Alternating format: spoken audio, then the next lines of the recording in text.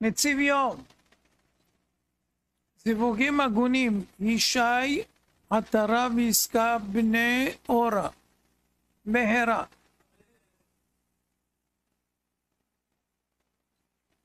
בילקוט שמעוני, שיר השירים, תתקצה, הפסוק זה דודי וזה רעי בנות ירושלים, אמר הקדוש ברוך הוא, כל מי שמבטל צרכיו, יושב ועוסק בתורה, זה דודי וזה רעי, ולא עוד, אלא כאילו בנה בית המקדש, לכתיב בנות ירושלים, כאילו בונה את ירושלים. מבואר מדברי ילקוט, מי שמבטל צרכיו ויושב ועוסק בתורה, הקדוש ברוך הוא קורא עליו זה דודי וזה רעי, ונחשב כאילו בנה בית המקדש. ומה הכוונה לבטל צרכיו כדי לעסוק בתורה? זה כולל לא רק צרכיו, אלא גם כל טרדה, כל דאגה, כל צער, כל קושי שיש לו, כל עניין המבטל ממנו מנוחת נפשו. אם למרות כל טרדותיו יושב ועמל בתורה, הדבר חשוב מאוד לפני הבורא יתברך, עד שנחשב לו כאילו בנה את בית המקדש.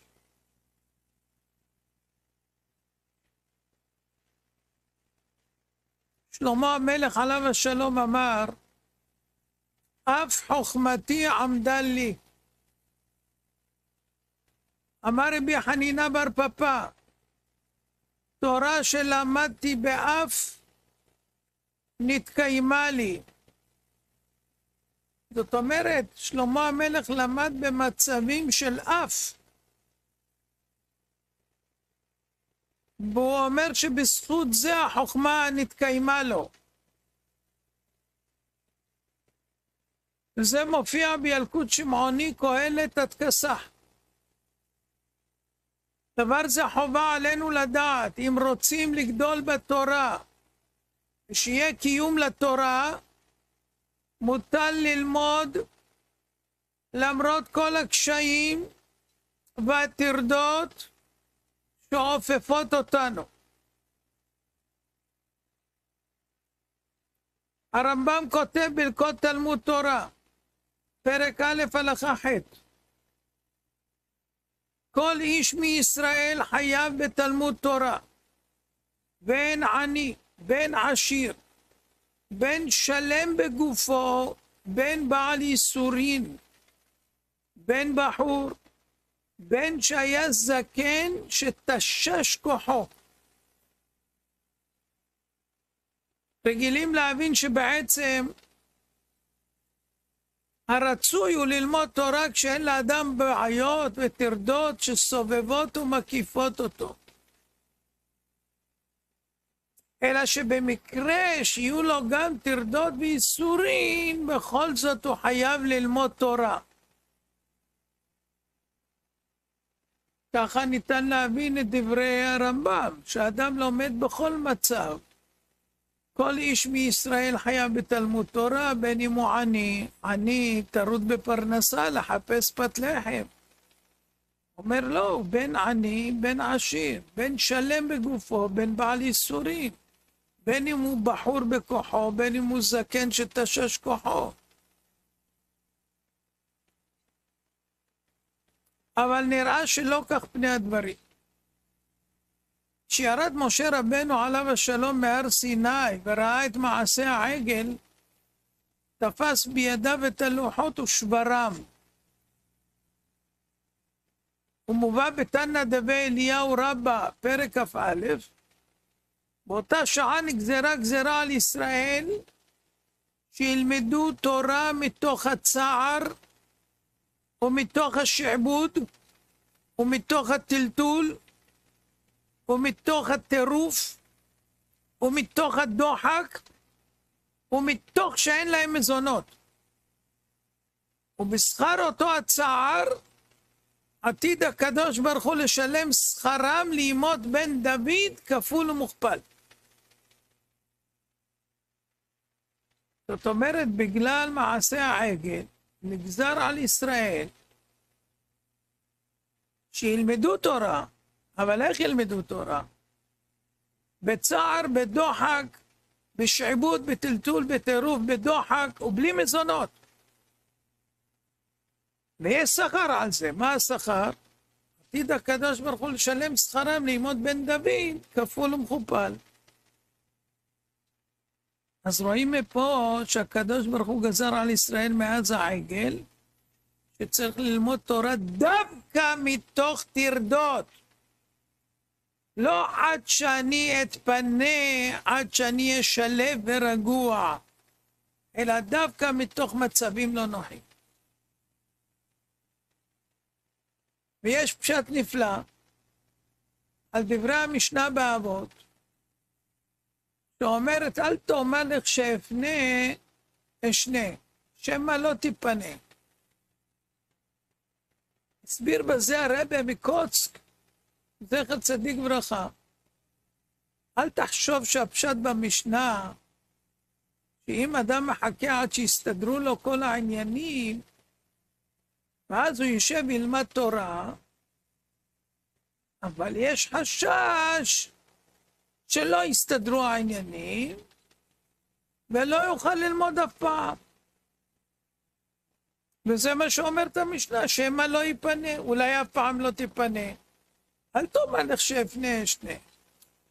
שמא לא תיפנה, אולי לא יסתדרו העניינים, ולא יהיה לך זמן לשבת ללמוד. אומר, זה לא הפירוש. אלא הביאור הוא ככה. אל תאמר לך שאפנה אשנה. מי אמר לך שאתה צריך להיות פנוי? שמא הפירוש לא תיפנה. אני רוצה שתלמד כשאתה לא פנוי, לא כשתיפנה. שמא, מי אמר לך שהפירוש כמו שאתה חושב? שמא לא תיפנה, זה הפירוש. אתה צריך ללמוד במצב שלא תיפנה, מתוך טרדות, מתוך מפריעים ודאגות. על העניין הזה אפשר להמליץ עוד פירוש נפלא של החפץ חיים, זכר צדיק ברכה. כי המקום אשר אתה עומד עליו אדמת קודש הוא. רוצה לומר, כל המצבים והנתונים שאתה נמצא בהם עכשיו, אתה שומע אותי, אתה, כל אחד ואחד. בין אם אתה במצב של טרדה, בין אם אתה במצב של רפיון, בין אם יש לך קשיים כרגע, תדע לך שאדמת קודש הוא. אל תזלזל בהם ובמצבים. כי אדמת קודש הוא, תעבוד הקדוש ברוך הוא במצב הזה, זה מה שהשם רוצה ממך עכשיו. כי המקום אשר אתה עומד עליו, כל מקום שאתה עומד עליו, בעיות, טרדות, הכל, בכל המצבים זה אדמת קודש. שם תעבוד את השם, פה, עכשיו במצב הזה. והאמת היא שהרבה פעמים, בזמנים של טרדות וכדומה, מה צריך לעשות? פשוט להתעלם. אם נתעלם מהטרדות, הם לא יפריעו. וזה מפורש באבות דרבי נתן פרק כ'. רבי חנניה סגן הכהנים אומר, כל הנותן דברי תורה על ליבו, מבטלים ממנו הרהורי חרב, הרהורי רעב, הרהורי שטות, הרהורי זנות, הרהורי יצר הרע, הרהורי אשת איש, הרהורי דברים בטלים, הרהורי עול בשר ודם. אם אתה מקבל עליך עול תורה, כל ההרהורים שיצר הרע מכניס לך, הכל נעלם. מבטלים ממנו את כל ההרהורים, מבטלים. אלה הרהורים. אתה שורף אותם עם האש, הלא כל דברי כאש, נשרפים כל ההרהורים. אז למרות כל הטרדות הרובצות על האדם, מוטל עליו לעשות כל מה שאפשר כדי שהטרדות ייעלמו ולא יפריעו יותר. איך יעשה זאת? על ידי שיקבל עליו דברי תורה. ואם הוא ילמד למרות הקשיים, הם ייעלמו. בספר החינוך, מצווה ת"י"ט, כתב, ומה שאמרו שלא יאמר אדם לכשאפנה שני שמא לא ייפנה לעולם.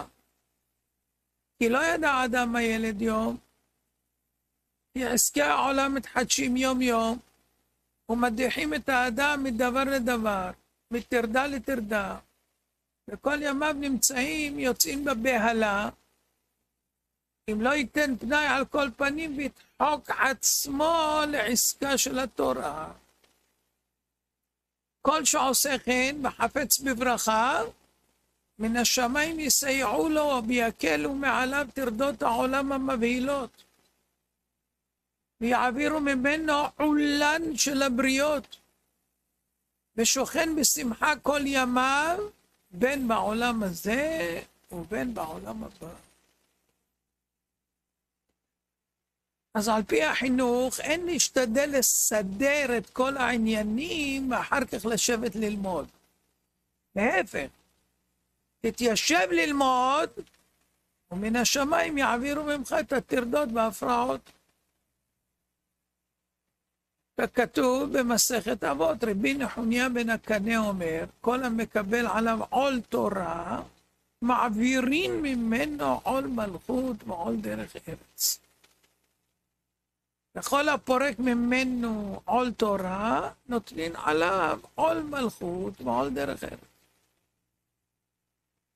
הגמרא בעירובין כ"א דורשת על הפסוק, שחורות כעורב. במי אתה מוצאן? במי אתה מוצא דברי תורה? במי שמשכים ומערים עליהן לבית המדרש. שחורות כעורב. שחורות מלשון שחר ועורב מלשון מעריב, ערבית. מי שמשכים ומעריב עליהן לבית המדרש. רבא אמר, במי שמשחיר פניו עליהן כעורב.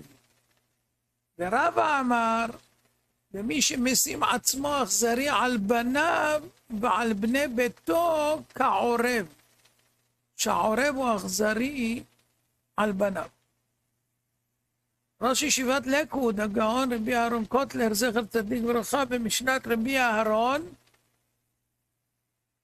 חלק ג' עמוד כחז, באר, ידוע בכל עניין תקף הכלל, כל הגדול מחברו יצרו גדול ממנו.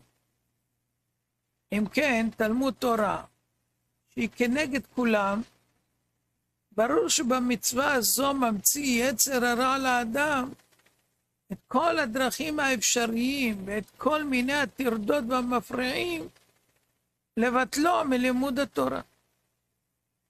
ודאי. זה עניינו של יצר הרע. כי כל הגדול מחברו יצרו גדול ממנו, ואם התורה היא גדולה יותר מכל המצוות כולם, שמה הוא מתגבר בשביל לבלבל את האדם יותר מהכל. ועל כן כתב רבנו הגאון מווילנה, זכר צדיק וברכה, באבן שלמה פרק ז"ו, הרוח של דברים בטלים, כשאדם אוהב לדבר דברים בטלים, יש כאלה כל הזמן רק ברברה, מדברים. הרוח של דברים בטלים הוא דבר רוחני, יש לו המשכה בלי שום הנאה. והוא גדול מכל העבירות. הדבורים בטלים זה גדול יותר מכל העבירות. ועל כן גדולה כוח ההמשכה זו. והכל כי זה מתנגד לתורה. כתוב ודיברת בם ולא בדברים בטלים. ההיפוך של דברי תורה זה דברים בטלים. והתורה מצווה ודיברת בם בדברי תורה, ולא, היא אומרת, ולא בדברים בטלים, ודיברת בם ולא בפיתות. והרבה פעמים מה שבאמת הוא רק צל הרים, נדמה אצל האדם כהרים ממש. ואם אין לו דאגות ממשיות, ממציא לו היצר דאגות מדומות, כבר מראה לו את העתיד עם בעיות ומה יקרה, ואם יקרה, וכך יקרה, ומה תעשה, ואיך תעשה, ומי יעזור, ומי יגיד, ומה... מבלבל את המוח, בלבל את המוח. ואם אין לו דאגות ממשיות, ממציא לו יצר הרע דאגות מדומות כדי לבטלו מן הלימוד. וזה מבוארים דברי הגמרא. במי אתה מוצא דברי תורה? במי שמשים עצמו אכזרי על בניו ועל בני ביתו. וזה לומדים שהוא יהיה כעורב. וואו. אבל יש לשאול, הרי יש חיוב רחמים וחמלה, ובפרט על קרוביו, משפחתו, בני ביתו, שתלויים בו וזקוקים לרחמיו. איך זה יכול להיות שאומרים לנו, רבא אומר לנו שיהיה אכזרי כעורב? לכן אמרו חכמים, זיכרונם לברכה, מסכת תוריות דף ד', מי שאין לו בנים, פסול ישב בסנהדרין, משום שחסרה בנפשו מידת הרחמים. וכאן אומר לנו רבא, ישים עצמו אכזרי על בניו ובני ביתו כעורב. איך זה מסתדר? סוד הדבר, ריבותינו ראו ברוב חוכמתם, שרבים המפריעים שצומחים מבני הבית לשקידה בתורה. במסכת שבת כתוב, למה בנים של תלמידי חכמים מתים קטנים? אחת מהסיבות שמפריעים להם בלימוד. הרבה מפריעים. יש לאדם בתוך ביתו בשביל לשקוד בתורה. ועל כן הזהירה התורה להשתמש עכשיו במידת האכזריות. להיות כעורב, לא עורב, כעורב. להשתמש בזה כרגע לצורך הלימוד. אבל באמת, הוא לא יקנה בנפשו מידה זו. והמידה הזו גם לא תעשה בו רושם. רק בשעת הלימוד הוא צריך להסיח דעת מצערם. מתי שהוא לומד צריך להסיח דעתו מצערם. וכך הוא יגמול עמהם חסד. למה? כי כך רצונו יתברך. וצורכיהם יתמלאו לטובה. שהרי הכל ניסיון רק מאת השם להגדיל את שכרו. אם הוא מניח טרדותיו והפרעותיו וזונח הכל לטובת הלימוד, השם ימציא לו כל צרכיו וכל מחסורם של בני הבית, מבלי שיצטרך לטרוח כלל. אז היוצא מן הדברים, שפעמים אדם ינקוט באכזריות כביכול, כדי שיתעלם מן המפריעים הסובבים אותו וימשיך בלימודו. כי כל מי שמתבטל מלימודו מפני כל עלה נידף, וכל הפרעה פעוטה, הוא האדם הנמשך אחר עצת יצרו, שמשתמש בתחבולות שברשותו לבטלו מלימודו. שאלו פעם את הרב שך זכר צדיק ברכה, שהיה שקוע בלימוד באופן ששכח מכל הוויות העולם. איך הוא מסוגל להתנתק מכל הסובב אותו ולשקוע בלימודו? והרי כל ענייני הנהגת הציבור מוטלים על כתפיו, ובכל עת עולות על שולחנו שאלות כבדות משקל הדרושות הכרעה, והוא כאילו לא חש מאומה. ואז הוא השיב במתק שפתיו,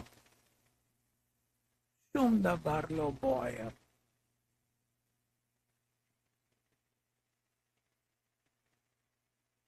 באה השאלה, נו, אז מה בוער? אפשר לחכות עם השאלה. עכשיו אני לומד.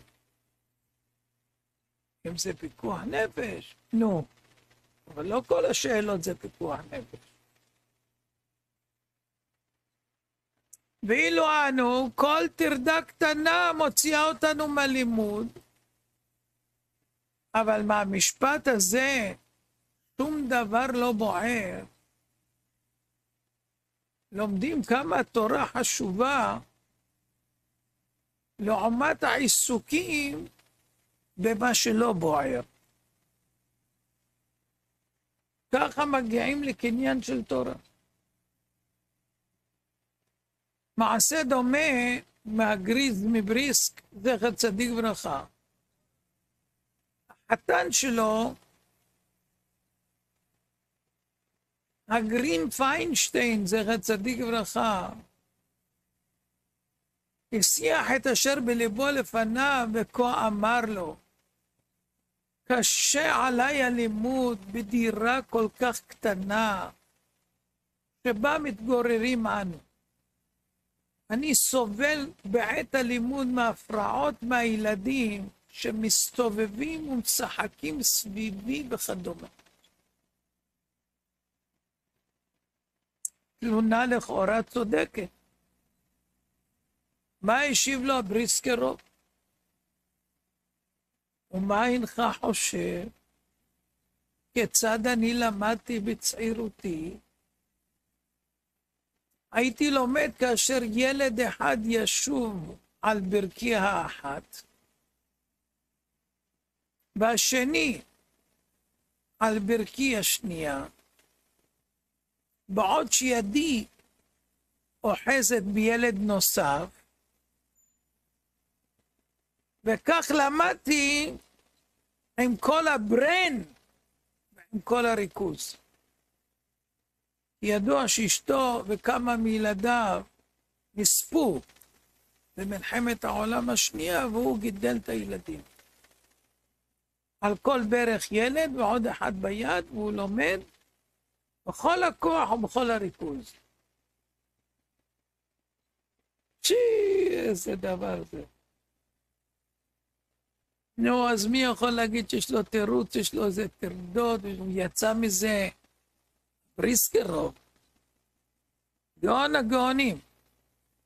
נו, איזה תירוצים לנו יש.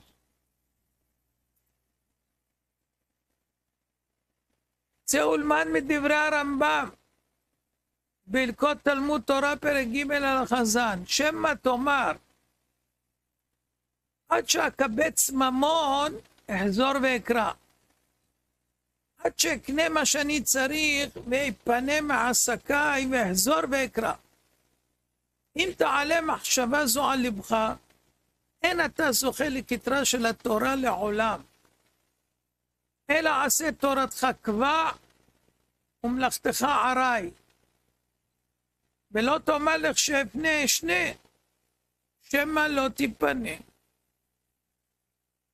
עוד כתב בהלכה י"ב, אין דברי תורה מתקיימים במי שמרפא עצמו עליהן, ולא באלו שלומדים מתוך עידון ומתוך אכילה ושתייה, אלא במי שממית עצמו עליהן ומצער גופו תמיד, ולא ייתן שינה לעיניו ולעפעפיו תנומה.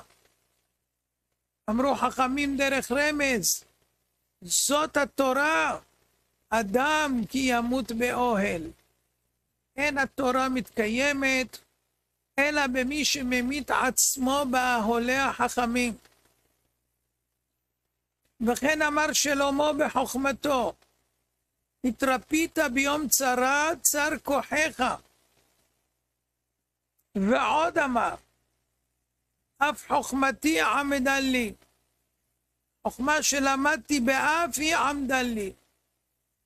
אמרו חכמים, ברית כרותה, שכל היגע בתורתו בבית המדרש, לא במהרה הוא משכח. כל היגע בתלמודו בצנעה, מחכים, שנאמר ואת צנועים חוכמה. כל המשמיע קולו בשעת תלמודו, תלמודו מתקיים בידו, אבל הקורא בלחש במהרה הוא שוכח.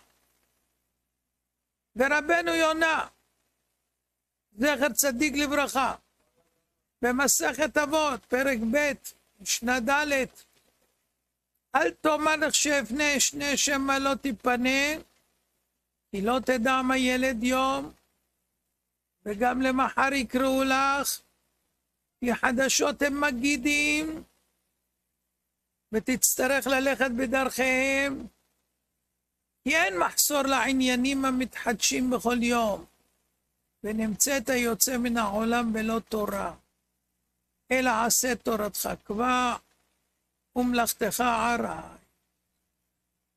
וכותב החפץ חיים, זכר צדיק וברכה, בספרו תורת הבית, מה שאמרו חכמים במשנה, שמא לא תיפנה, זה היה בזמנם, שלא היו מצויים כל כך הרבה עסקים.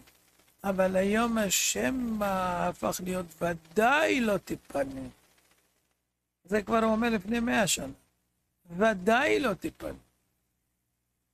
זאת אומרת, רואים שאנחנו צריכים ללמוד למרות ומתוך הטרדות והדאגות, כי כך נגזר בזמן העגל. דווקא מתוך זה השם רוצה שנלמד. הגמרא במסכת ברכות, דף ס"ב, מספרת בר כפרה, הווה מזבן מילה בדינארי. היה מציע דברי חוכמה בתשלום. והיה גובה תשלום דינר. אתה רוצה שאני אגיד לך דברי חוכמה? שלם. ומה היה מוכר? היה אומר ככה, נתת לו דינר, ואומר לך ככה, עד דחפנת אכול, עד דצחת שתה, עד דרתחה כדרך שפוך. זהו, הלך הדינר. מה הוא אמר? כל עוד שאתה רעב תאכל, כל זמן שאתה צמא תשתה, וכל זמן שרותח הקדרה, רותחת הקדרה, שפוך, תאכל, לפני שתצטנן. רש"י אומר, עד דכפן תאכול שמא תשהה ותעבור ממך תאוות המאכל, ואין המאכל מועיל. עד דרתחה כדרך שפוך, קודם שתצטנן. והוא אומר שכל זה משל. משל למה? שאתה צריך לנקבך שפוך ואל תשהה אותם.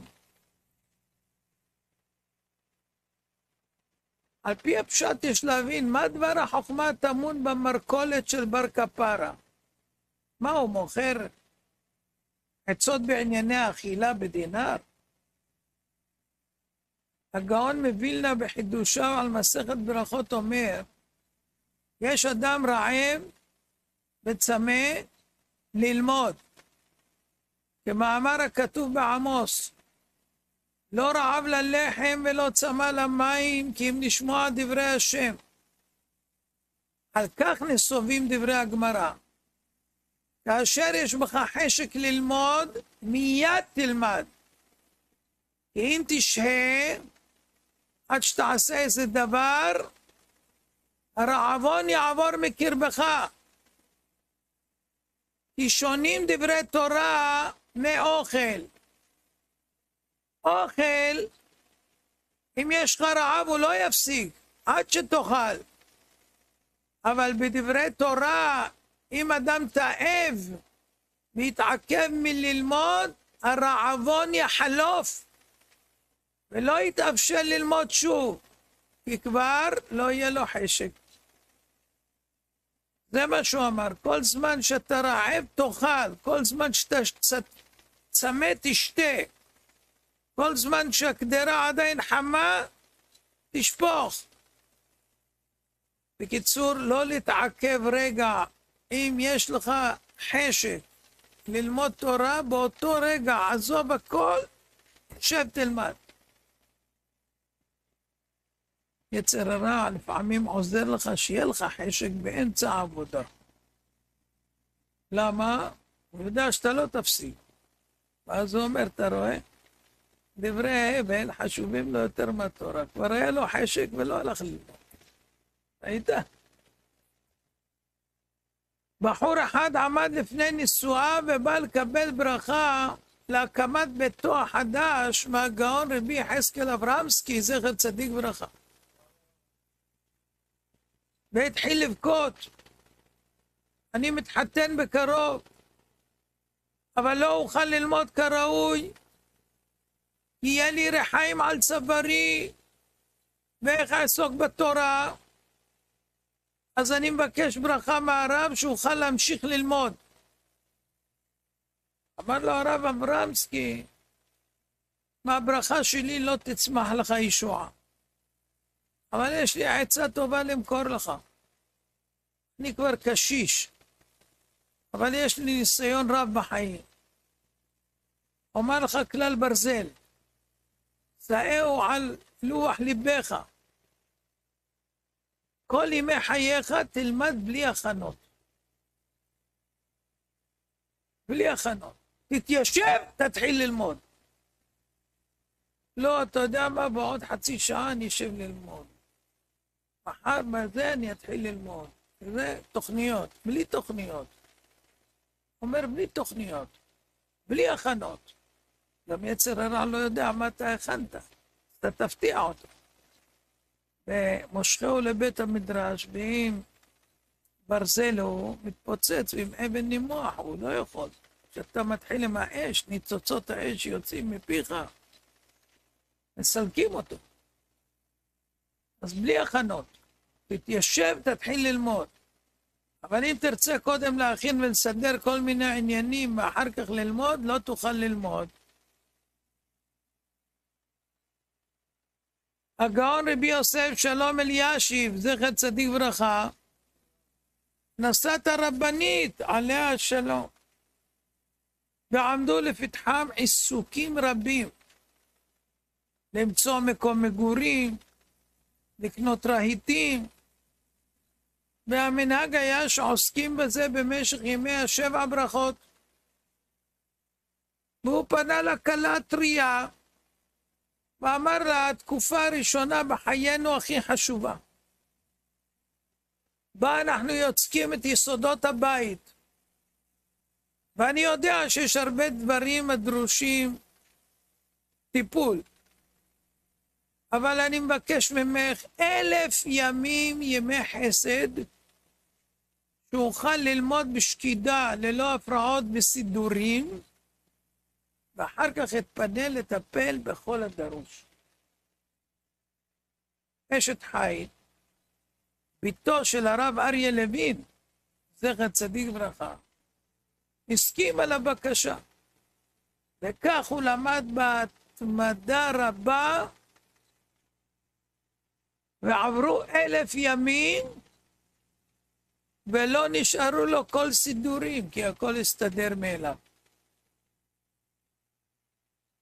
רק ככה גדלים.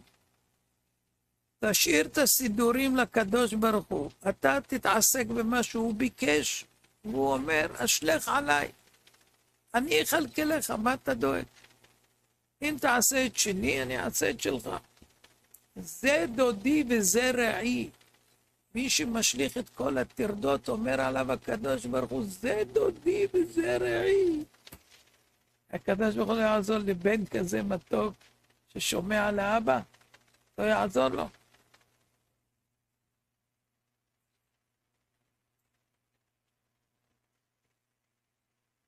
אז אדם צריך ללמוד למרות שאין לו יישוב הדעת, ואין לו מנוחת הנפש. ואדרבה, זה התפקיד. אבל מצד שני יש גמרא במסכת מגילה כ"ח קובעת, שמעת בה אצלותא קיומא דאסתנא. רש"י אומר, דעת צלולה מיושבת, שאינו טרוד בכלום מחשבה, שהרי יום דאיסטנה הוא יום מואר ונוח לבריות. זאת אומרת, אדם שלומד צריך שתהיה לו דעה צלולה, כי יום שיש בו רוח צפונית, לא קרה ולא חמה משהו. וגם היום מואר ונוח לבריות, ואז יכול ללמוד. אז איך אפשר להגיד לנו ללמוד עם כל הטרדות? וגם להגיד לנו ששלמה למד באף. תורה שלמדתי באף דווקא היא שעמדה לי. איך מסתדר זה וזה? את הקושיה הזאת הקשה הרב שך זכר צדיק לברכה. בהקדמה לספרו אביעזרי, בסדר נושי, ותרץ.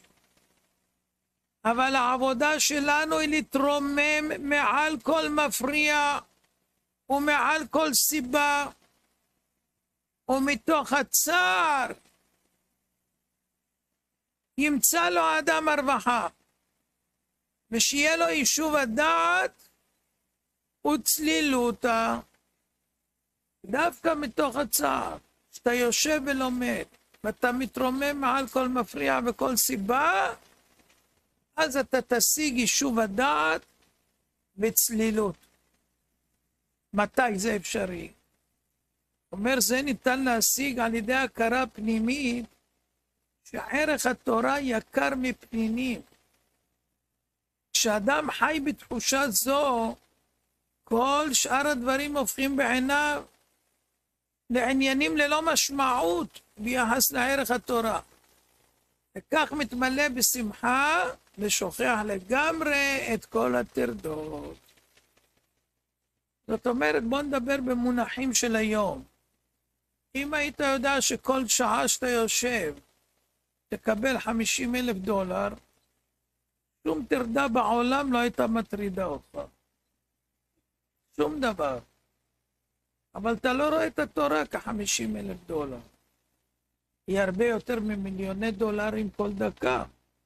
אבל נדבר במונחים שעוד ניתן להשיג. אדם לא רואה את זה ככה. אם היה רואה ככה, ודאי שלא היה מאבד את זמנו, כי שם אתה קונה חיי נצח.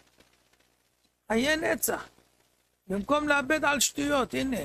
אדם מתעסק בטרדות, נכון? עד היום, בין כמה אתה? 30, 40, 20, כמה שיגעת. נו, היה לך טרדות בחיים? היה. פתרת אותם? כן. נו, ומה נשאר לך מהם? כלום. כלום.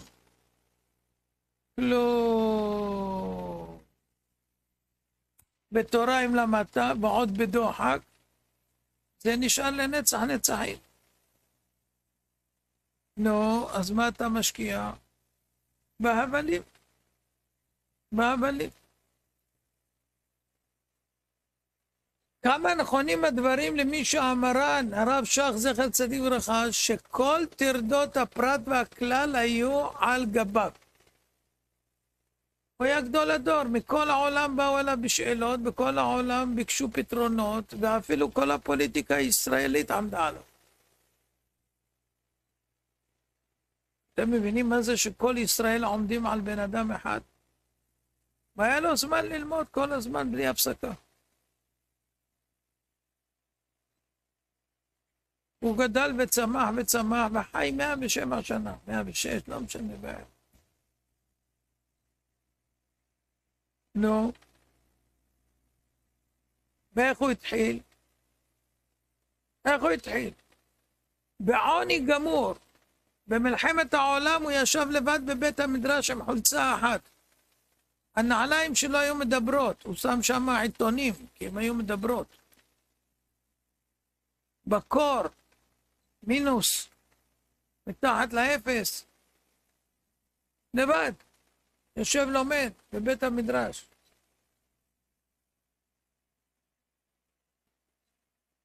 פעם הוא הלך לאיזה עשיר, ביקש ממנו אם יכול לתת לו נעליים. אז הוא גער בו, לך תעבוד.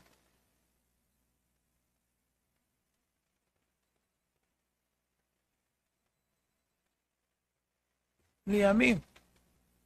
הוא כתב את הספרים. ואז העשיר הזה הגיע אליו, ורצה לקנות את הזכות. הוא לא ידע שזה אותו ילד שהיה אצלו. רצה לקנות את הזכות של הספרים, שהוא יממן את הכל. הזכיר לו את הנעליים. שלח אותו. אתם מבינים? היה תלמיד חכם שהיה לו את הנעליים שלו, אלה שהיו מדברות, במזנון. הוא שם אותם תמיד לנגד עיניו, איך נהיים גדולי עולם.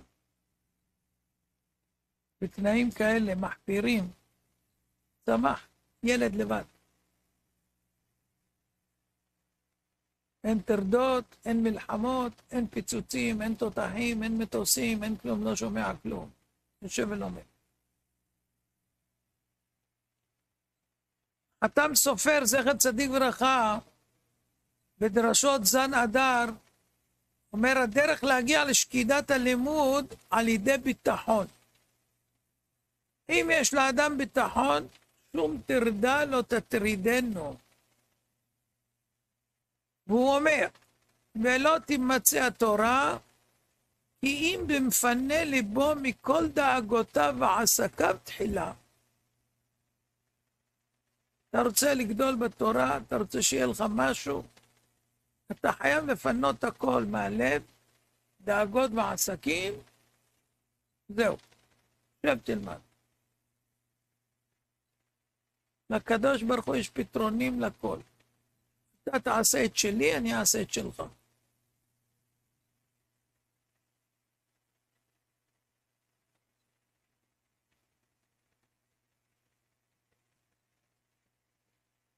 אדם ששוכח את התורה, מה אומר לו הקדוש ברוך הוא? אתם יודעים, השם מרחם? אשכח בניך גם אני.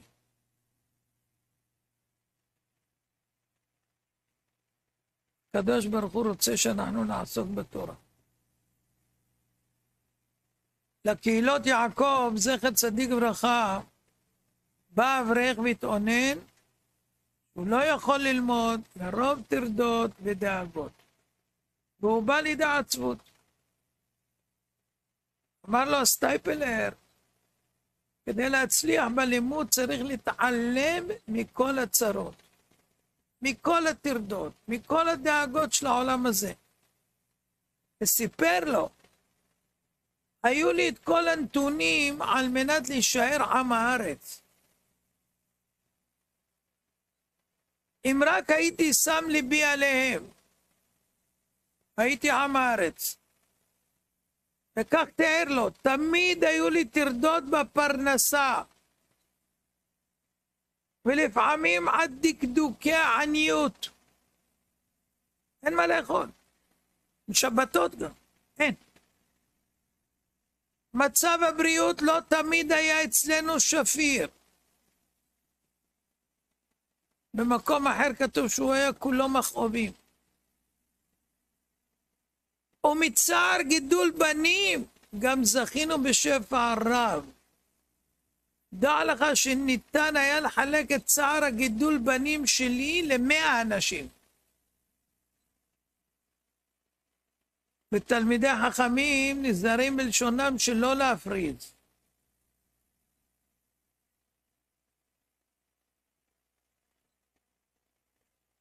וכן עוד עניינים של צער ועוגמת נפש. אך תמיד השתדלתי להתעלם מהכל שלא יטריד אותי. שפכתי שיח לפני קוני שיהיה לטובה, ונעזרתי בביטחון בשם שהכל לטובה. ורק על ידי זה הצלחתי בעזרת השם יתברך ללמוד תורה. אתם שומעים באיזה נתונים גדולי ישראל צומחים? והיה רגיל בפיו לומר, בלי טרדות אי אפשר להצליח. סוד ההצלחה זה בלהתגבר על הטרדות. הגאון רבי יחזקאל אברמסקי, זכר צדיק וברכה, היה אומר בדרשות לציבור, בסידור שלי כתוב בתלמוד תורה כנגד כולם. כנראה שבסידור שלכם כתוב כולם כנגד תלמוד תורה. כי על כל דבר אתם מבטלים את התורה. לא ניכר כלל שהדבר החשוב ביותר שלכם הוא לימוד תורה. אצלי בסידור כתוב ישר, תלמוד תורה זה כנגד כולם, כנגד כל הביטולים והטרדות והעסקים והכל. אצלכם כתוב הפוך, כולם כנגד תלמוד תורה. חכמים זיכרונם ברכה, בירושלמי מסכת מועד קטן פרק ג' על החזן. איזה הוא תלמיד חכם? רבי אבהו בשם רבי יוחנן אומר, כל שהוא מבטל עסקיו מפני משנתו.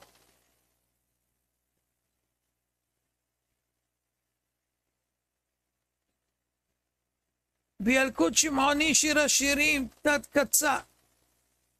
זה דודי וזה רעי, אמר הקדוש ברוך הוא, כל מי שמבטל צרכיו ויושב ועוסק בתורה, זה דודי וזה רעי. ולא עוד אלא כאילו בנה בית המקדש, דכתיב בנות ירושלים. מסכת כריתות, דף ט"ו, במשנה, אמר רבי עקיבא, שאלתי את רבן גמליאל ואת רבי יהושע באטליז של עמום. שהלכתי לקח בהמה למשתה בנו של רבן גמליאל. הבעל אחותו שהיא אחות אביו שהיא אחות אמו, מהו? חייב אחת על כולן או חייב על כל אחת ואחת? ענו לו תשובה. יש לשאול לשם מה המשנה מדגישה לנו שהמעשה אירע בעת שרבן גמליאל ורבי יהושע היו באותה עת באטליז. התוספות ישנים שם מבאר להודיע שבחן, שאף על פי שהיו טרודין, היו עוסקים בדברי תורה. באמצע האטליז, באמצע הקניות למשתה. לעשות הכל, איזה שאלה הוא שואל אותם, יא חביבי. והם עונים לו, באמצע. בפסוק בפרשת וישב, כתוב וישב יעקב בארץ מגורי אביו בארץ כנען. רש"י, זיכרונו לחיי העולם הבא, אומר ועוד נדרש בו, וישב, ביקש יעקב לשב בשלווה, קפץ עליו רוגזו של יוסף.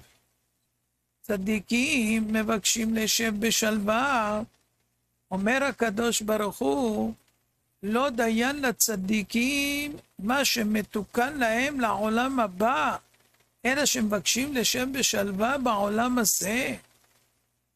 שואל הסבא מכלם, זכר צדיק ברכה, מה רע בכך שישב יעקב אבינו בשלווה? וכי לא די בכך שאחרי שהצטער 14 שנה בישיבת שם בעבר ולא עלה על יצועו, ועוד 20 שנה בבית לבן הארמי שסבע שם מרורים, ולאחר מכן הפחד מעשיו שבא ועמו 400 איש להורגו, ועוד ויאבק עמו איש מלאך, ועוד מכירת יוסף, ועוד ועוד ועוד.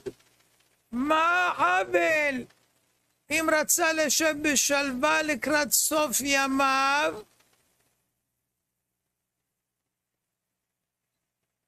ותרץ על פי הגמרא בברכות דבר אגרא דחלה דוחקה. עיקר קיבול השכר שמתכנסים בשבת לפני הרגל, לשמוע אלקות הרגל מפי החכם הדורש. והשכר הגדול שמקבלים זה לא בעבור השמיעה והלימוד, אלא בעבור הדוחק. אגרא דחלה, שבת שלפני נקראת קלה, אגרא דחלה דוחקה. יותר מהלימוד והשמיעה עצמה. אז מובנת הטענה של הקדוש ברוך הוא ליעקב אבינו. עבודת השם, למרות הטרדות, מקבלים עליה שכר לאין שיעור יותר מעבודת השם מתוך שלווה. אז למה אתה מבקש לשם בשלווה? זאת אומרת, רואים שהרצון האלוקי זה שאדם יהיה מוכן להידחק בשביל התורה. מתוך הדוחק, כמו שכתוב, מאז העגל, צריכים ישראל ללמוד מתוך הדוחק, מתוך הטירוף, הבלבולים. טירוף זה מטורף, ביצה מטורפת, תרופה, מבולבלת, קושקשת.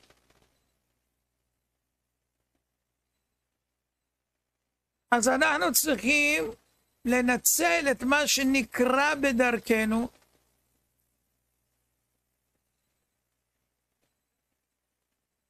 מספרים על הגאון רבי שמואל בירנבוים, זכר צדיק לברכה, ראש ישיבת מיר בארצות הברית, שזכיתי ללמוד עם בנו חברותה.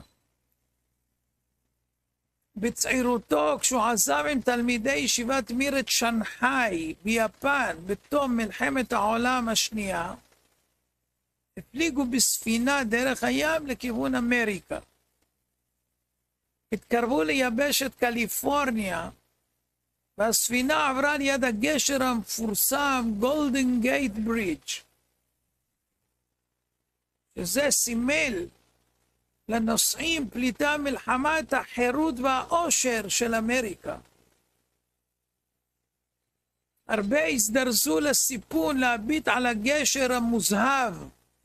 הוא היה אז הגשר הכי ארוך בעולם. 112 מטר. אבל הגאון רבי שמואל בירנבוים, זכר צדיק לברכה, היה מרוכז כולו בדף גמרא לפניו.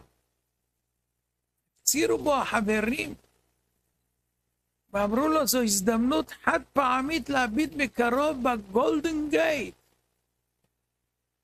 איך אתה מחמיץ הזדמנות זו?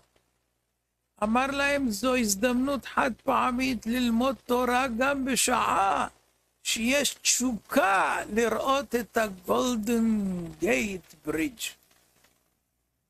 במקום שאני אשתוקק לגשר, אני נמצא על הגשר צר מאוד. זאת ההשקפה של גדולי התורה ומי ששואף לגדלות. יש להשריש בלב שיבואו הניסיונות, כל טרדה, ככל שתהיה גדולה, זו הזדמנות לצמוח מהניסיון ולגדול יותר.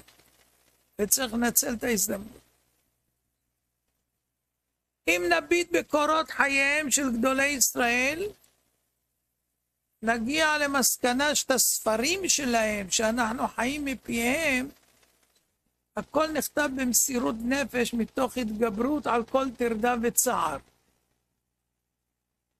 דוגמאות ניתן לראות בהקדמה של רבנו חיים בן עטר, זכר צדיק ברכה. קראתי אותה, מדהים מאוד, כדאי לכם. וגם במלאכת שלמה על המשניות. איזה צער וכמה עיבוד ילדים הוא איבד בדרך עד שהגיע לארץ ישראל מתימן. הוא היה מתלמידי הארי הקדוש, הוא היה בזמן המערכות. וכמו כן מפורסמת העניות הנוראה שהיה לבעל קצות החושן, זכר צדיק ברכה. הדברים הגיעו עד כדי כך שאחרי שהקים את ביתו עם רעייתו, פסקו הרבנים שהוא ימשיך לאכול אצל הוריו, והיא תמשיך לאכול אצל הוריה. כי לא היה להם מאומה בבית החדש. למרות הכל ישבו, למדו, כתבו חידושי תורה ללא הרף. הוא היה כותב את הספר שלו מתחת לשמיכה מהקור ומחמם את הדיו עם הפה. כי היה קופא מהקור. הגאון רבי חיים קרייצווירט, זכר צדיק וברכה, רבה של אנטוורפן, היה עילוי ידוע וגאון עצום. הוא התבטא כך: כל המסכתות שלמדתי, כששרוי הייתי בקושי או עם טרדות למיניהם, הם המסכתות שאותם אני זוכר בבהירות רבה יותר משאר המסכתות שעמלתי עליהם בעודי יושב בשלווה. סיפרתי לכם שפגשתי אותו כמה פעמים, לא שמעתי אותו מעולם מדבר דברי חולין. כל הזמן גמרות, גמרות, גמרות, גמרות, גמרות, בלי הפסקה. בכל נושא, בכל עניין, לא משנה מה תגיד לו, עונה לך גמרות, גמרות, גמרות, גמרות. לא יאומן כי יסופר. והוא אומר, מתי שהיה לו יותר טרדות, מתי שהיה לו יותר קושי, אלה המסכתות שנחקקו במוחו יותר מאלה שלמד בשלווה.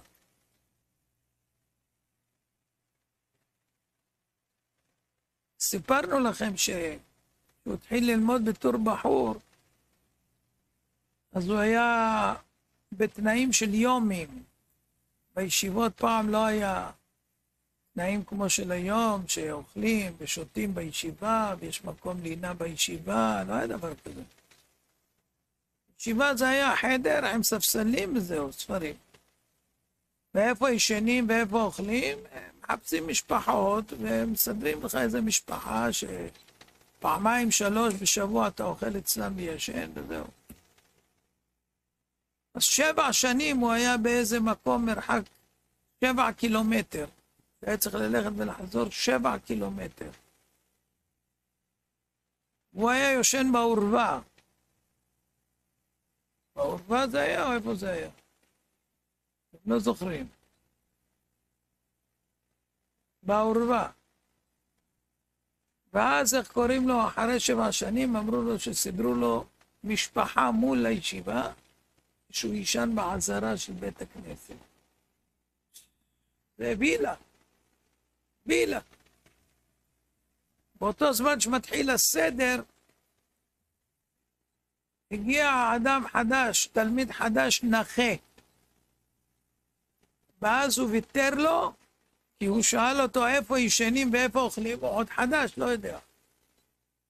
אז הוא אמר לו, אתה תאכל פה ממול לישיבה, מה שנתנו לו, ותישן פה בעזרה, כי הוא נכה. מה, הוא ילך 7 קילומטר? הוא לא יכול. אז הוא ויתר, ועכשיו צריכים לחפש לו מחדש בהגרלה, איפה הוא יהיה מחדש? יכול להיות 14 קילומטר. הוא ויתר.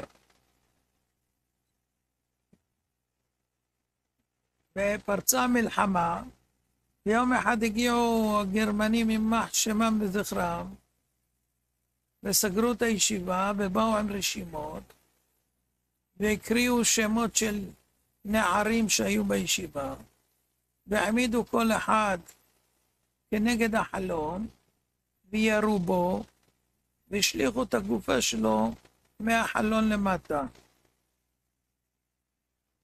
והקריאו את השם, חיים קרייצווירט.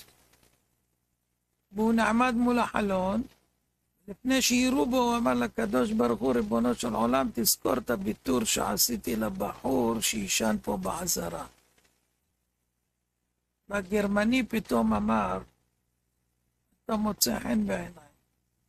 אני אירה באוויר כאילו, אתה תעשה את עצמך מת ותיפול לתוך הגופות למטה ואל תזוז, עד שכולם ילכו תברח. וככה היה. באותו יום הם רצחו 300 בחורים. והיחידי שנשאר זה הגאון רבי חיים קרייזווירט, זכר צדיק לברכה, שהפך להיות רבה של אנטוורפן, וזה האיש שצמח. חייו ניצלו בגלל ויתור.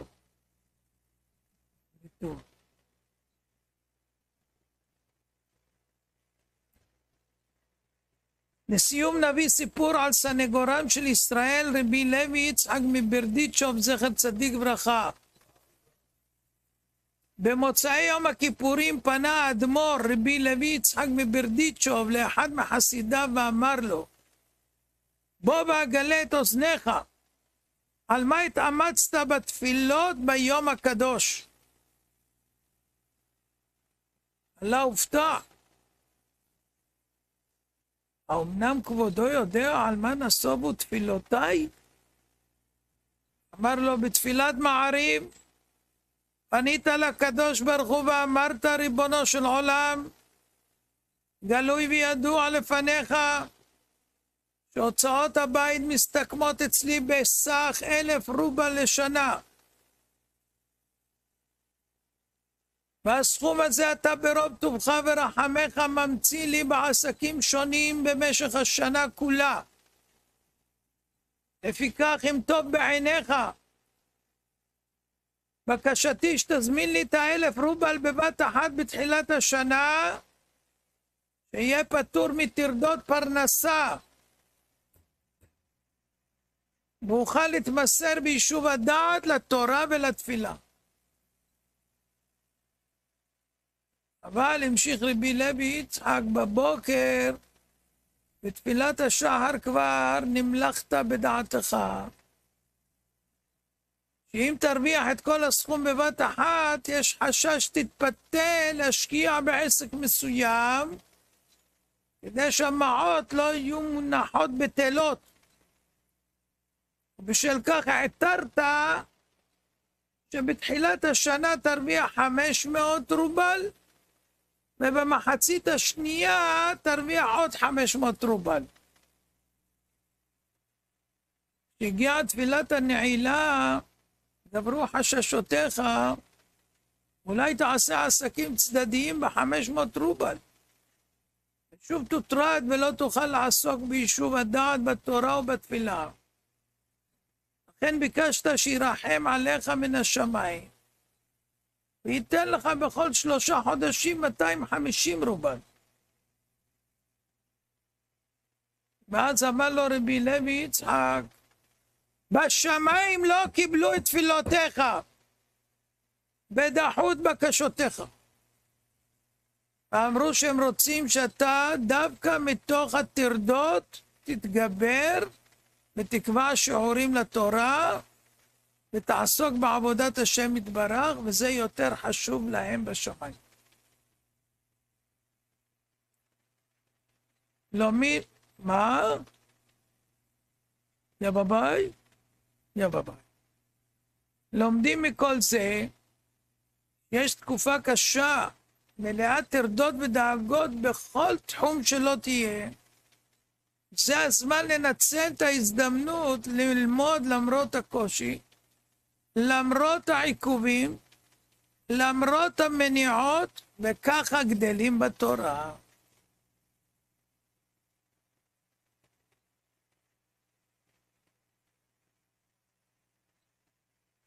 השם אומר, זה דודי וזה רעי, מי שלומד מתוך טרדות.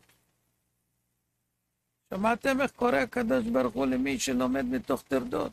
זה דודי וזה רעי, ולא עוד, אלא שהוא בונה את בית המקדש. בנות ירושלים. בונה את ירושלים.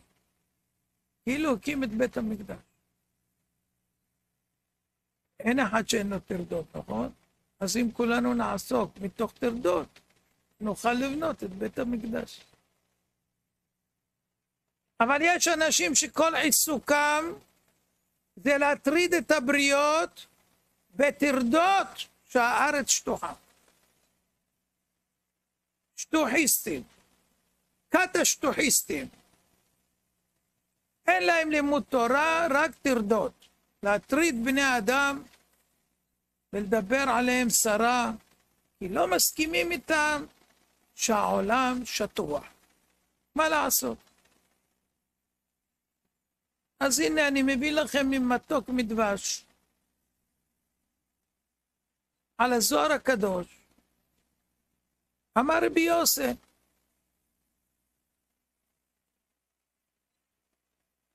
איך הוא סליק? איך השמש עולה בבוקר במזרח מתחת לארץ? אמר רבי, כבר תננה ממראהון דמטיבתא, דעלמא סגלגלו ככדור עדה. כבר למדנו מבעלי ישיבה שהעולם הוא עגול ככדור הזה, וכד נפיק ממזרח, אז אלבס גלגלותא עד דמטה לטאטה.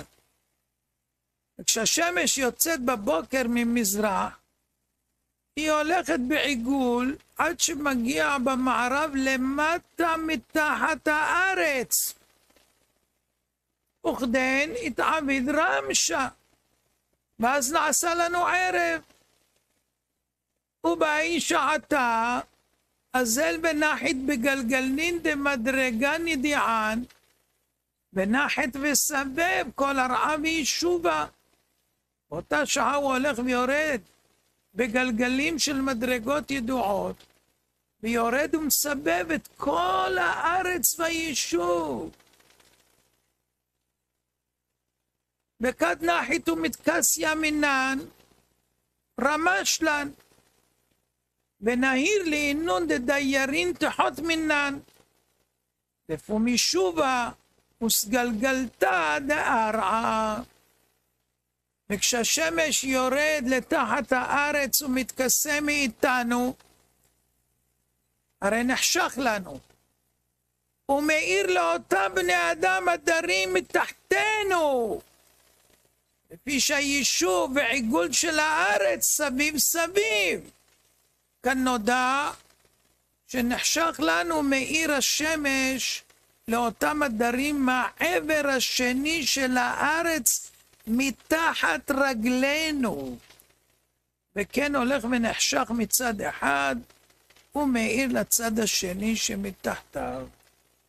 אז הזוהר הקדוש אומר שזה כדור עגול והתיאור ברור. כותב אחד לחני, הן שאולוב הוא אפס אפסין שלא מבין שום דבר מהחיים שלו. אם הייתה לו טיפת יושרה, הוא לא היה חוסם אותי כשהצעתי להראות לו איך להוכיח שהעולם לא שטוח. תתמודד.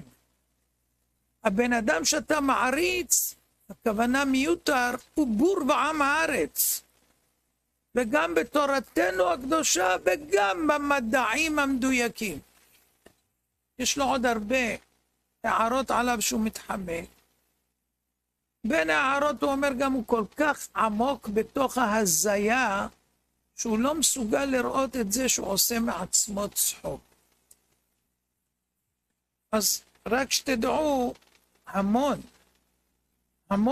מאות תגובות נגדם, הם מוחקים פשוט.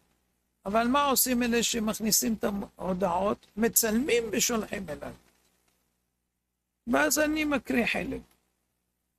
עכשיו, מרוב שהם משקרים, והוא נתפס בשקרים, מיותר, מרפיתה, האסטרונאוט, אז עשה שיעור חני שאולוב, ואמר שהוא אחד מאנשי האמת שבדור, הרב אביתר מלאכי הוא עילוי באיש אמת, וככה כתבה גם גברת זיידי. אומר המכתב מאליהו, יש בזה דבר נורא והיום עד אין שיעור. ידוע על פי כוחות הנפש שבתוך תוכו יודע האדם כי רעים דרכיו. ואם כן, למה לא ישוב? אם אדם יודע שהדרכים שלו רעות, הרי שני הליצנים האלה כבר יודעים שהם טועים ומטעים, אבל הם לא יחזרו בהם. לדוגמה, חני שאולוב, אחיו רונן, גער בו לפני כמה זמן, שיפסיק עם השטויות שלו וכו' וכו', והוא לא שמע לו, אחיו הגדול. ולפני כמה ימים, שוב פעם גער בו, אמר לו, אתה עושה חילול השם.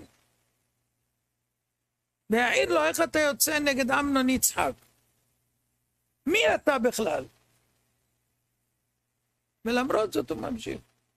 זאת אומרת, אפילו אחיו אומר לו, שהוא עושה דברי הבל, וחילול השם והכל. הוא לא יחזור בו. וגם השני ודאי שלא, כי כבר הכתירו אותו גאון. מה, הוא ירד מזה? עילוי, עילוי. אז אומר המכתב מאליהו, יש בזה דבר נורא והיום עד אין שיעור. ידוע על פי כוחות הנפש, שבתוך תוכו יודע האדם כי רעים דרכיו, אם כן למה לא ישוב? אתם לא תאמינו למה. זה בכוחות הנפש. אלא שהוא שונא ומורד. בחינת מתיר עצמו למיתה שבחייבי מיתות בדין. יודע הוא כי נגד השם יתברך דרכיו. ושהוא כבוש במאסר הטומאה. ומחתרת חתורה לפניו לנוס מטומאה אל הקדושה. דהיינו התשובה. והוא מדחה ולא רוצה בה בשום אופן ועומד במרדו. עד כמה עמוקה היא טומאת המרד הזה וכמה יקשה טמטום ליבו. בהיסטוריה אנחנו מכירים דברים כאלה. שאנשים ידעו שהם טועים ומטעים ולא רצו לחזור בהם. דואג האדומי, אחיתופל, אלה היו באמת גדולים, לא ילדים, באמת גדולים. חיאל בית האלי, מתו לו 7 ילדים אחד אחרי השני ועוד ישב מתחת למזבח שעשו בהר הכרמל להטעות את הציבור. הוא יודע שהכל שקר. זה טומאה שהיא בכוחות הנפש, שהאדם במקום למסור נפשו על קידוש השם מוסר נפשו על חילול השם. לעשות מחלוקות בישראל ולהחטיא כמה שיותר אנשים ולהוריד אותם לגיהנום איתו, בחינת קורח ועדתו. וזה הולך מתחזק אצלו מדי רגע ברגע כפלי כפליים. עד שיושב החני הזה ואומר על איש השקר המפורסם ביותר, שהוא איש אמת, שהוא עילוי, בשעה שהגמרא קורא לו עם הארץ. כי כל אדם שלמד ושנה ולא שימש תלמידי חכמים, הגמרא קורא לו עם הארץ. בא חני וכופר בגמרא. כי הוא אומר שהוא לא צריך רב, אין לו רב. אבל באחד האימיילים הקראתי לכם, הוא קורא לי, אתה הרב שלי. אז איך אתה יוצא נגד הרב שלך? מהרהר אחר ריבו כמהרהר אחרי השכינה, לא? אלא אתה אדם בזוי, שפל. על מה אתה נלחם? הארץ שטוחה, לא שטוחה, את מי זה מעניין בכלל?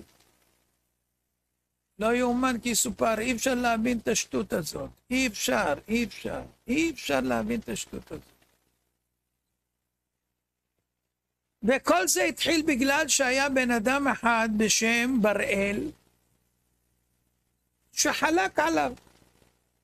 חלק על חן, ובהתחלה אביתר הזה אמר שהוא יצא נגדו כי הוא מבזה תלמידי חכמים והכל.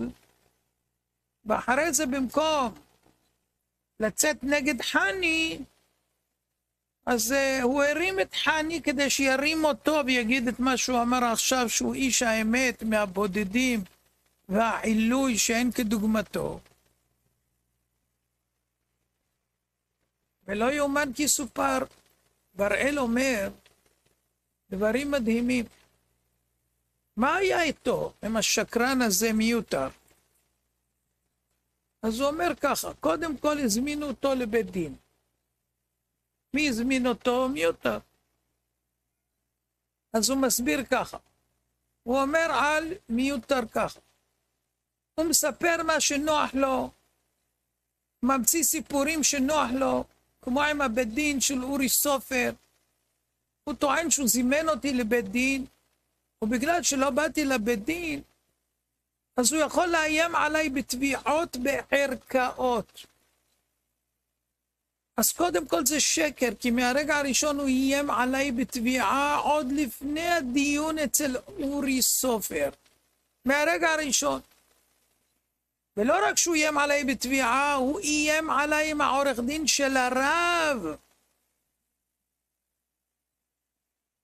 אני ראיתי את האימייל הזה, שהוא אמר את זה במפורש.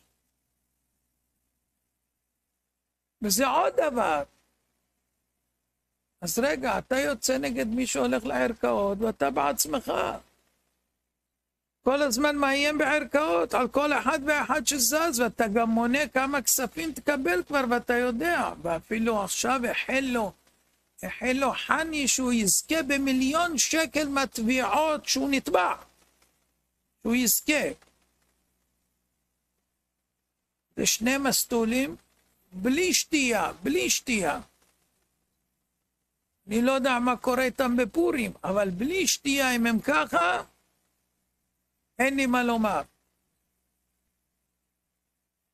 עכשיו אומר בראל, עד כמה שזכור לי עשו בית דין בלי שהייתי נוכח. אז הוא לא זימן אותי, הוא היה שם, והוא דיבר שלא בפניי. ומי שעושה זאת נקרא רשע. והתקשרו אליי אחרי 6 שעות, ואמרו לי שאני חייב להגיע. אורי סופר צלצל אליו, שמעתי את השיחה. כדי שישמוע בין אחיכם, ואי אפשר בטלפון, כי הוא צריך להגיע. ומה הם עשו? הוציאו פסק דין אחרי 20 דקות, כשמדברים איתי, ומזמינים אותי בטלפון. אומרים חייב להגיע, ופוסקים את הדין בטלפון בסוף. בית דין. אז עם מי אני אלך לבית דין? אתה הלכת לבית דין, הוצאת את הפסק ועשית סרטון ביוטיוב שעשו לכם, אבל כביכול. ואחרי זה אתה מזמן אותי לבית דין, אחרי שהוכחתי שהבית דין הזה שקרן ורמאי וצבועים, אז אתה רוצה שאני אבוא איתך לבית דין? למה אני אבוא איתך לבית דין? למה אתה אדם אמין? אתה איש אמת? אתה סתם שקרן. הייתי הולך לבית דין אם היה עם מי ללכת.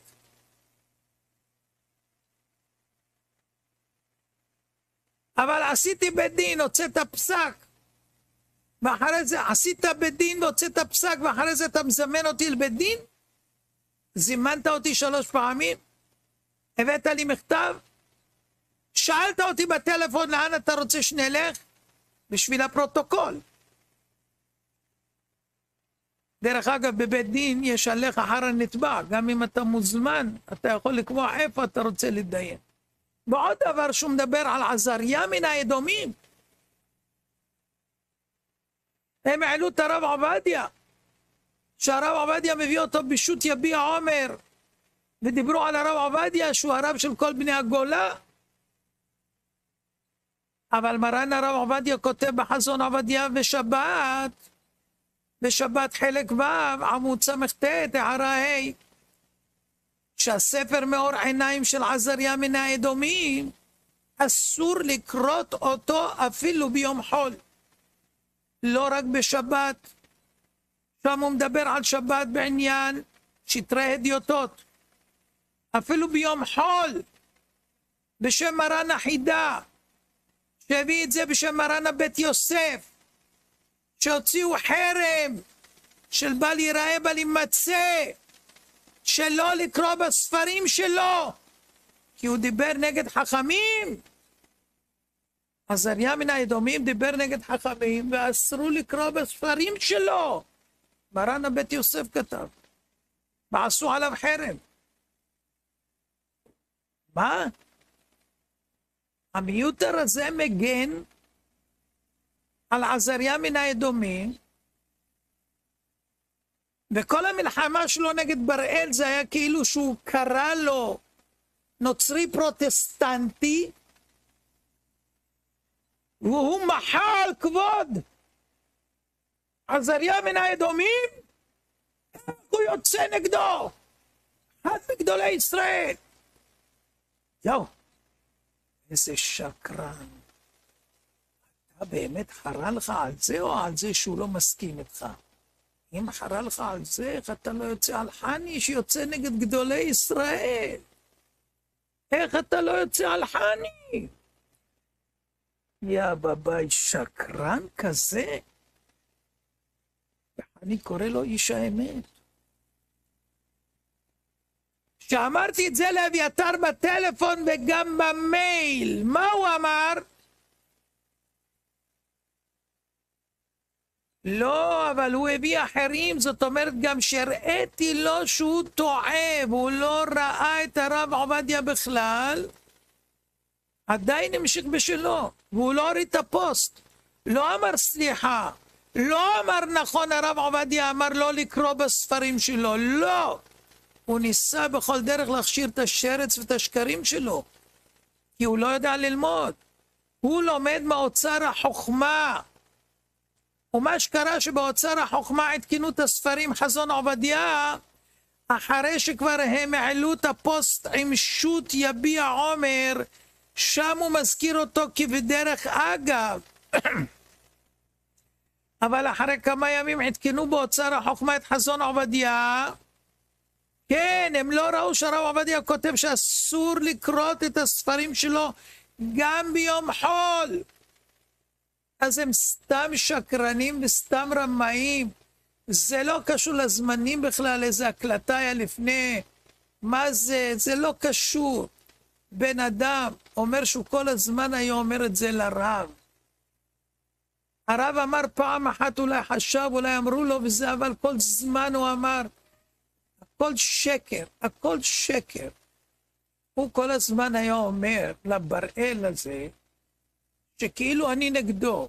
שקר, מעולם לא אמרתי דברים כאלה, לא נגד זה ולא נגד זה. אמרתי, אם מישהו יוצא נגדך, ואומר דברים שהם לא נכונים, ומשקר והכל, תתבע אותו. לא אדם ספציפי ולא כלום. וכל הזמן אני מנסה לסכסך שאני אצא נגד ההוא, בשביל שיהיה לו כאילו צד, שהנה איתו אני נמצא, ואנחנו מוקיעים את ההוא. אמרתי לו מההתחלה, אני לא נכנס למחלוקת. אתה מכניס את עצמך לבור, תיפול בו. כמה עצות שנתתי לו לא עזר. ואז הוא התחיל לאיים וכו'. אבל לא משנה, בסדר, בוא נמשיך רגע עוד מה שהוא אומר. אומר ככה, עוד דבר. אביתר טוען שאחרי שהוא ראה שאני מזלזל במרכאות בעזריה מן האדומים, ואמרתי עליו נוצרי, אז הוא אמר על הרב אמנון שצריך להיזהר מפניי. אבל זה שקר, כי הוא אמר שצריך להיזהר גם משלמה לוי, מכל החבר'ה. והוא גם אמר למאיר בהקלטה עם יעקב, שאני מנסה להפיל את הרב בעניינים של שמוע בן אחיכם. ומה הוא עושה? זה בדיוק מה שהוא עושה.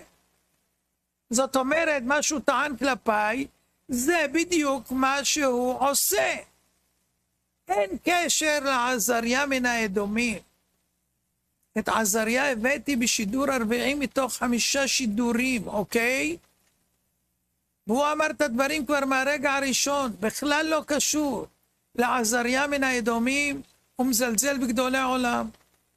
אבל אחד לא מזלזל, אף אחד, לא כלום. מי שאמר נצרות פרוטסטנטית זה היה גאון הרב דוב ברקוביץ', זכר צדיק לברכה. אביתר לא ידע על הדברים, שלחתי לו במייל מהספר של הרב ברקוביץ', הוא ראה את הדברים, ועדיין ניסה להפיל את זה עליי, כאילו זה אני אומר את זה. יש הרצאה שהרב ברקוביץ' יושב ליד הרב אמנון, הוא מסביר מי זה עזריה מן האדומים, ועל הנצרות הפרוטסטנטית, ומה הקשר שלו. אז מה, הוא לא ידע על זה אביתר? הוא לא ידע שהרב ברקוביץ מדבר על זה? עושה על זה הרצאה עם הרב אמנון, הוא לא ידע את זה? אז למה הוא נטפל אליי? כי על הרב ברקוביץ הוא לא יכול לטפל. על הרב ברקוביץ הוא לא יכול להגיד סרטן וכל מיני דברים כאלה. הרי הרב ברקוביץ דיבר על הנצרות הפרוטסטנטית. אני בסך הכל אמרתי שיש בעיה לקרוא בספרים שלו בשם מרן והחידה, בשם המהר"ל מפראג, בשם היעבץ, בשם האדמו"ר מקומרנה, בשם רבי חיים פלאג'י, בשם הרבי מלובביץ', ועוד גדולי עולם בשם מרן הבית יוסף, שהוא נפטר, והתלמיד שלו הרב גליקו כתב את החרם במקומו, והאלשיך הקדוש אישר שהוא ראה שבאמת היה ככה הדברים, ובגלל שמרן הבית יוסף נפטר הוא לא הספיק לחתום על החרם. כל אלה יצאו שאסור לקרוא בספרים של עובדיה עזריה, כן? ובגלל שהוא נפטר לא הספיק לחתום על החרם. אבל אותו זה לא מעניין, את מיותר זה לא מעניין, העובדות לא מעניינות אותו, האמת לא מעניינת אותו, אין בו טיפה של אמת. הוא דיבר איתי על הרב עובדיה בטלפון. הרב עובדיה, הרב עובדיה, הרב עובדיה. אמרתי לו הרב ברקוביץ'. אז הוא אומר לי, מי יותר גדול, הרב ברקוביץ' או הרב עובדיה? השבתי לו, ברור שהרב עובדיה, מה השאלה בכלל? אבל הוא לא ידע בכלל שהרב עובדיה כותב שאסור לקרוא בספרים שלו ביום חול. הוא לא ידע גם שראיתי לו את זה, ועדיין הוא ממשיך בשלו. עדיין לא מודה על האמת.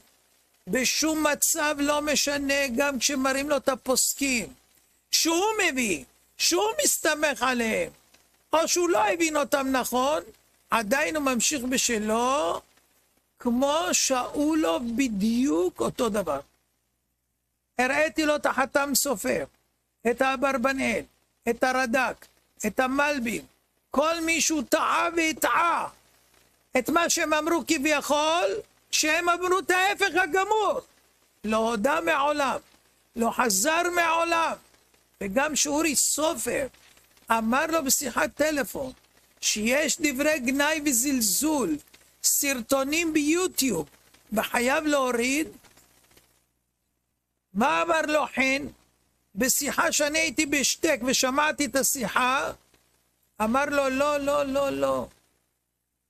הוא לא יוריד את הדברים, את הסרטונים האלה, שהדיין הזה שלהם אומר לו שצריך להוריד אותם. הוא אומר לא, לא, לא, לא. הוא חולק אפילו על הדיין שמקובל עליו, שהוא הסכים עליו. הוא אמר לו למחוק את הסרטונים, הוא לא הסכים איתו. נו, אז איך אפשר ללכת עם אנשים כאלה לבית דין? איך אפשר? איך בכלל נתנו פסק דין? מלכתחילה, אם אורי סופר יודע שצריך להוריד סרטונים שיש בהם זלזול וגנאי בחכמים זיכרונם ברכה, היה צריך להגיד, קודם כל צריך להגיד, תוריד את הסרטונים ואז נוציא פסק דין. איזה פסק דין? שאתה אדם כשר. אז נותנים פסק דין שאתה אדם כשר, ואחרי זה אתה אומר לדיין לא, לא, לא, ולא שומע לו כשהוא מבקש למחוק את הסרטונים. זה פשוט חוכה ואטלולה, שום אמת, שום דבר אמת, שום דבר שמתקשר לאמת יש אצל האנשים הללו. שני ליצני הדור. ואחד קורא לשני אמת, אמת, אמת, אמת. אמת, אמת, אמת. אמת, אמת, אמת. אמת, אמת, אמת. לא יום. לא יום. אנחנו צריכים לקחת עכשיו את פרי עץ הדר. פרי עץ הדר סופי תיבות. פרי עץ הדר. פרי עץ הדר סופי תיבות. יצר, וכפות מרים, סופי תיבות, מת, ולהרוג את היצר הרע. עם הפרי עץ הדר והכפות מרים, תתכוונו שיצר הרע ימות, והשקר ימות, ולא יותר אלה שמבטלים אותנו מתורה וממצוות ומעשים טובים. כל הדבורים בתהילים של שני הליצנים של הדור שקמו עכשיו, כמו יונוס ויומברוס, שעשו את העגל ועשו ככה פש, יש מאין, והמציאו ארץ שטוחה, מרפיתות. לא יאומן כי יסופר. הרי אני מכוון לקיים מצוות של חכמים זיכרונם לברכה. רבי חנניה בן רש"י אומר, עושו הגוז בכל זה כל ישראל לפי כוח, ריבונם תורה ומצוות שנה, אמורת ונעמס למען סגו, יגדיל תורה ויאדיר.